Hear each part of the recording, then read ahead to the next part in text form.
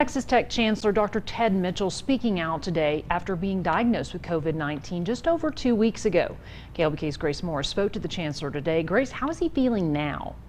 Terry, Chancellor Mitchell says he's feeling much better after a few days of rest. But while his symptoms were never really severe, he's now urging students at Tech to follow safety protocols against the virus. I do not know how I got it. 15 days after being diagnosed with COVID-19, Texas Tech Chancellor Ted Mitchell is speaking out about his experience with the virus. When you kind of rack your brain and you can't figure out exactly where you got it, it really does make you appreciate it differently from the perspective of we need to be vigilant.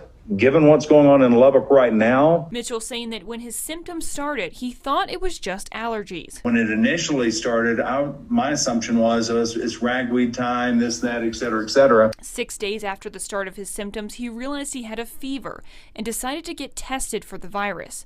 Testing positive. He says he felt fatigued, lost his sense of taste and smell, but felt better after a few days of bed rest. One thing that's distinctly different with COVID-19 relative to, for example, the flu, is that it's just much more contagious. And while there is a surge of cases in Lubbock, Mitchell says Tech is remaining constantly vigilant towards the virus. The students at Texas Tech at the present time are not the ones that are causing a surge around the city, not just in this community, but in our other communities as well. And while Mitchell is no longer showing symptoms, he is urging others to take the virus seriously. The way I look at this has nothing to do with politics.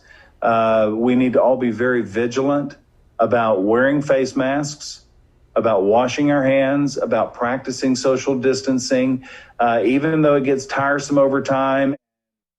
Currently, while cases in Lubbock have been rising, COVID-19 cases on Tech's campus are actually going down, which Mitchell attributes to Tech's commitment to student safety. Terry?